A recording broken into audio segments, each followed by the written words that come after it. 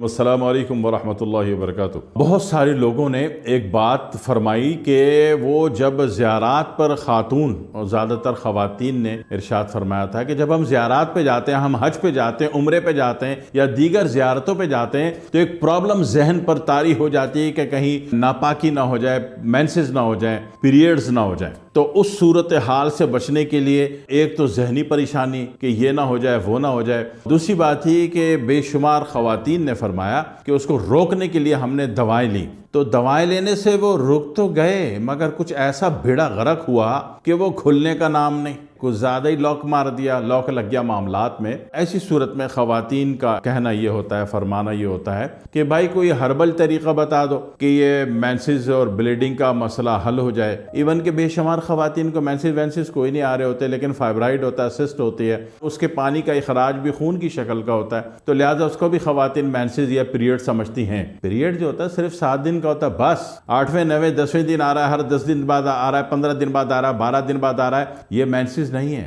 Check करवाइएगा अपना pelvis ultrasound. Of course क्या आपको जनाब वाली सिस्ट या फाइब्राइड आ रही होगी। तो बेशुमार ख़वातीन जो हैं सिस्ट के पानी को भी मेंसेस समझती हैं और फाइब्राइड के पानी को भी मेंसेस समझती हैं, क्योंकि उसकी शक्ल मेंसेस जैसी होती है, शक्ल से धोखा खा रहे होते हैं। तो भाई मेन मसला ये है कि जब हज पे जाएं या उम्रे पे जाएं या ज़ियारात मुक़द्दसा पे जाएं तो ये गन बला ना हो, ये मेंसेस ना आए, ख्वाह वो मेंसेस हो या वो सिस्ट का पानी है या वो फाइब्राइड का पानी है, तीनों में से कुछ भी ना हो, क्योंकि जहन परेशान हो जाता है कि भाई ये है क्या चीज़। तो ये वो चक्कर ही ख़त्म के है क्या चीज़, तीनों में से जो भी हो।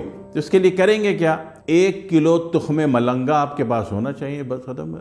ज़माना माजी में तुख्म मलंगा, मैंने इस बुनियाद पर ये वीडियो बनाई थी तुख्म मलंगा के ऊपर कि बवासीरी जहर कहीं से भी आ रहा हो। बवासीरी जहर किसको कहते हैं? इखराज खून। इखराज खून वो बालों से हो रहा हो, जी बालों से भी खून आता है। जब बालों से खून आता है तो हमारे यहाँ क्या कहा जाता है, इसके ऊपर जिन्नात जादू, ऐसा कुछ भी नहीं है, बवासीरी जहर है। बालों से खून आ रहा हो, स्किन से कहीं से भी खून आ रहा हो, हाई ब्लड प्रेशर है तो नाक से खून आ रहा हो, आंखों से खून आ रहा हो, मुंह से खून आ रहा हो, खून की उल्टियां आ रही हो, बंदे को खून की उल्टियां मामूली होती है, पूरा घर परेशान हो जाता है, घबरा जाता है और घबराहट में फिर वो पूरा ख़ानदानी हॉस्पिटल पहुंच जाता है। और इसी तरीके से पेशाब से खून आ रहा हो या बाथरूम वाली जगह से खून आ रहा हो या बवासीर का खून आ रहा हो या मेंसेस आ रहे हों, जब रोकना हो तब। सिस्ट का या फाइब्राइड का पानी आ रहा है जिसको खून समझा जाता है, जिसको मेंसेस समझा जाता है, तो खून की कोई भी कैफियत है, ये बवासीरी जहर है, ये पाइल टॉक्सिन है। पाइल टॉक्सिन का सबसे बड़ा एंटीडोट तुख्मे मलंगा है। जब भी आप ज़ियारात पे जा रहे हैं, उम्रे पे जा रहे हैं, हज पे जा रहे हैं, तो ऐसी सूरत में जब आप देखते हैं कि अभी हालात ऐसे हैं कि इसको रोकना ही रोकना है, तारीख कुछ ऐसी मिल गई जाने की या जनाब अली अभी शादी के डेट को ऐसी हो गई कि लड़का जो है 3 तारीख को जनाब अली उसने अमेरिका जाना है, तो 2 तारीख को रुखसती करानी और पता चला उस दिन तो पीरियड का दिन है, तो उसको भी रोकना पड़ेगा ना।